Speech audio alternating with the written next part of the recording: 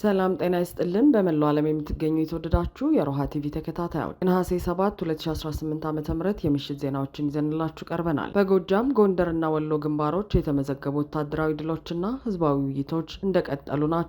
የግንባር መረጃም በቀዳሚነት እናሰማችኋለን። በአገዛዙ የቀረበውን የሴራ ሰነድ ወንጀለኞች ነን ብለን አንፈርምም በማለት ውድቅ ባደረጉት የህሊና እስረኞች ላይ ከባድ ፍተሻና የእንግልት እርምጃዎች እየተወሰዱ መሆኑን ቢቢሲ አጋልጧል። ሰሙታላችሁ። በአዲስ አበባ ውስጥ በተያዘው የብልጽግና ምክክር ሂደቱ አዲስ የእርስ በርስ ጦርነት ለማዋለድ አዲስ አበባን ለአንድ ቡድን አሳልፎ ለመስጠት የታቀደ ነው ሲሉ 3 ፓርቲዎች ተቃውመዋል። መረጃውን ይዘናል። በሸገር ከተማና በኦሮሚያ ክልል የተለያዩ ዞኖች የግዳጅ ወታደራዊ ምልመላና እገታ በከፍተኛ ሁኔታ እየተከናወነ መሆኑ ተገልጿል። የአገዛዙን የወንብድና ተግባር ያሳየ መረጃ እናስደምጣችኋለን። አድማጭ ተመልካቾቻችን አብራችሁ ልትቆዩ ከፈቀዳችሁ እነዚህ መረጃዎች በዝርዝር የምናሰማችሁ ይሆናል። የሮሃ ቲቪ ወቅታዊና ሀቀኛ መረጃዎች እንዲደርሷችሁ ቻናሉን ሰብስክራይብ፣ ላይክ እና ሼር በማድረግ አሁኑኑ ቤተሰብ ይሁኑ።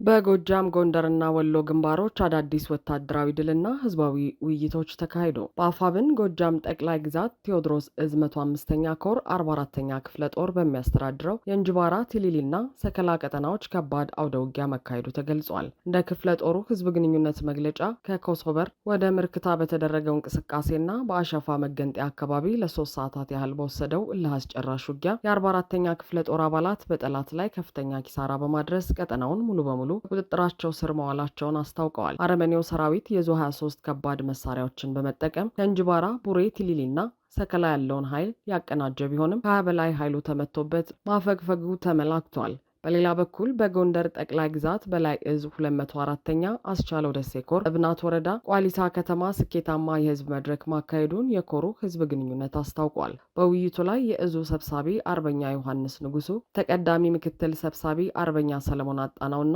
የፋይናንስ ኃላፊው አርበኛ ሀብታሙ ሙላው በተገኙበት ከከተማው ህዝብ ጋር በትግሉ አሁናዊ ቁመናና ስትራቴጂዎች ላይ ሰፊ ግምገማ መካሄዱ ተገልጿል። በተመሳሳይ ዜና በወሎ ቤተ አማራ የሚኒሊክ እዝ በሰሜን ወሎ ዞን ዳውንት ወረዳ በሚገኙ 3 ቀበሌዎች ሰፊ ህዝባዊ መድረክ ማካሄዱ ታውቋል። የሚኒሊክ እዝ አደረጃጀት መምሪያ ኃላፊ አርበኛ አሰፋ መሰለና የእቅድ ዝግጅት መምሪያ ኃላፊ አርበኛ ኢንጂነር አራጋው ያለው በመድረኩ ላይ እንደገለጹ ህዝባዊ ውይይቱ የህልውና ትግሉን ዓላማ፣ ጊዜያዊ የመንግስት አስተዳደር ምስረታንና የቀጣይ ትግል አቅጣጫዎችን ለማስጨበጥ ያለመ እንደነበር አስረድተዋል።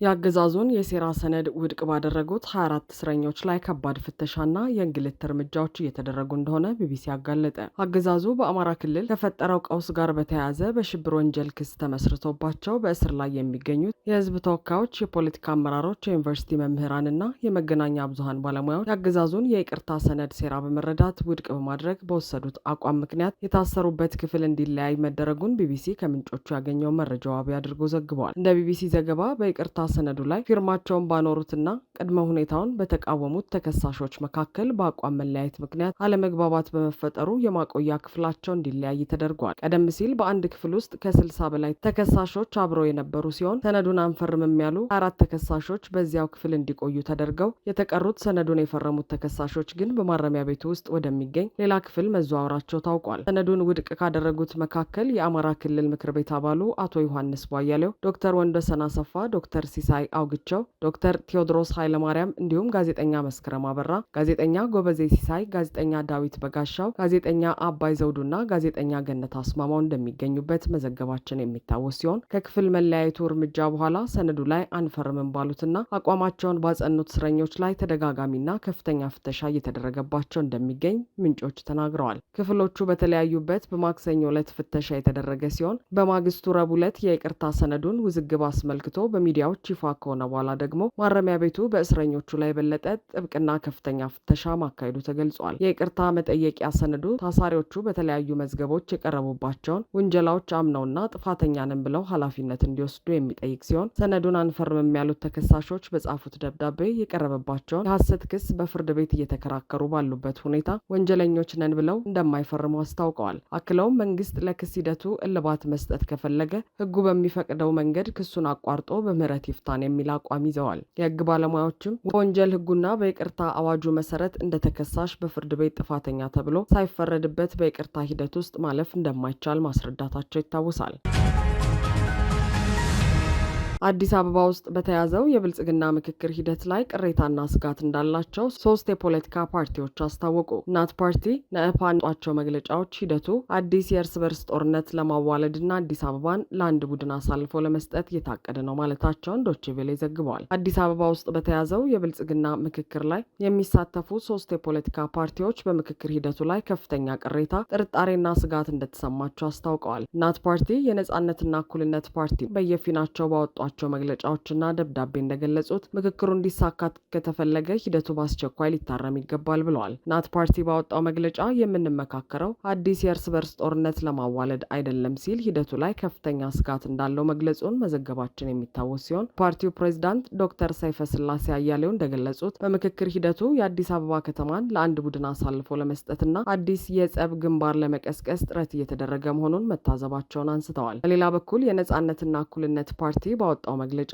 የአንድ ወገንን ፍላጎት በሌሎች ላይ ለመጫን ከሚደረግ ሙከራ መራቅና በምክክር ሂደቱ ላይ አሉታዊ ተጽዕኖ ከሚያደርጉ አፍራሽ ተግባራት መቆጠብ ያስፈልጋል ሲል አሳስበዋል። የተስተዋሉ ችግሮች ካልተስተካከሉ ከሂደቱ መውጣትን ጨምሮ ተገቢ የፖለቲካ አቋም ያለውን እርምጃ እንደሚወስድ አስጠንቅቋል። አዲስ አበባ ዙሪያ አንድ ወገን በተደራጀ የቁጥር ብልጫ ሌላውን በሚደፈጥጥበት የድምፅ ውድድር ሊስተናገድ አይገባም ሲል ገልጾ የአዲስ አበባን አጀንዳ ከዚህ በላይ ለማስኬድ መሞከሩ ሀገሪቱን ካለችበት ችግር የባሰ ውጥረት ውስጥ የሚከት በመሆኑ በአስቸኳይ ንግግሩ እንዲቆምና አጀንዳው እንዲያርፍ አሳስበዋል። ከ4000 በላይ ሰዎች ተሳትፈውበታል የተባለውና 29 ቀናትን ያስቆጠረው ይህ ሀገራዊ ምክክር ለጥቂት ዓመታት ረገብ ብሎ የቆየውን የአዲስ አበባ ከተማን የባለቤትነት ጉዳይ ዳግም በማንሳት ተጨማሪ ውዝግብና ቀውስ እንዲቀሰቀስ ምክንያት መሆኑ ተስተውሏል።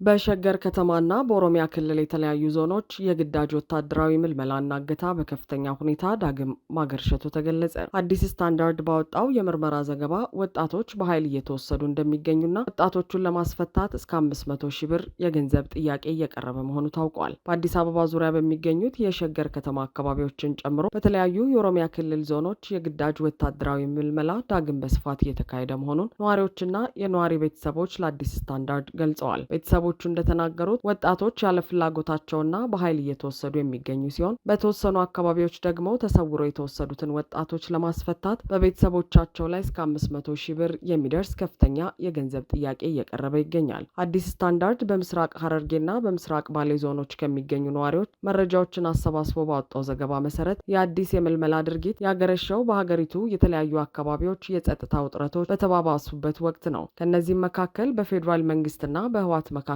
እንደገና ያገረሸው ውጥረት፣ በአማራ ክልል በፌዴራል ኃይሎችና በፋኖ ኃይል መካከል ያለው ውጊያ እንዲሁም በቤኒሻንጉል ጉሙዝ ክልል የሚታየው አለመረጋጋት ይጠቀሳሉ። በምስራቅ ሐረርጌ ዞን የጭናክሰን ወረዳ ነጋዴ የሆኑ አንድ ግለሰብ ለአዲስ ስታንዳርድ እንደተናገሩት ታናሽ ወንድማቸው ወደ ድሬዳዋ ከተማ በመጓዝ ላይ ሳለ ለ3 ቀናት ተሰውሮ የቆየ ሲሆን በኋላ ግን ማንነታቸው ባልታወቁ አካላት ተደውሎ ለመከላከያ ሰራዊት እንደተመለመለ ነገር ግን ለማስለቀቂያ 500 ሺህ ብር ከተከፈለ እንደሚለቀቅ ተነግሯቸዋል። ነጋዴው አክለውም እናታችን ታማ አልጋ ላይ ከዋለች 2 ዓመት ሆኗታል። ይህ ዜና ደግሞ ይበልጥ እያሳሰባት ይገኛል ሲሉ በቤተሰባቸው ላይ የወደቀውን ከባድ የስነ ልቦና ጫና ገልጸዋል። በተመሳሳይ መልኩ በምስራቅ ባሌ ዞን ለገሂዳ ወረዳ ነዋሪ የሆኑ እናት እንደተናገሩት በጅማ ዩኒቨርሲቲ የሁለተኛ ዓመት ተማሪ ሆነው ልጃቸው በአርሲ ዞን አሶሳ ከተማ የሚገኙ ዘመዶቹን ለመጎብኘት በሄደበት ወቅት በኃይል ተወስዶባቸዋል። ልጃቸው በከባድ የኩላሊት ህመም ምክንያት በሮቤ ከተማ ሕክምና ሲከታተል የቆየ ቢሆንም ማታ ላይ በኃይል ተወስዶ አሁን ያለበት ቦታ እንደማይታወቅ አስረድተዋል።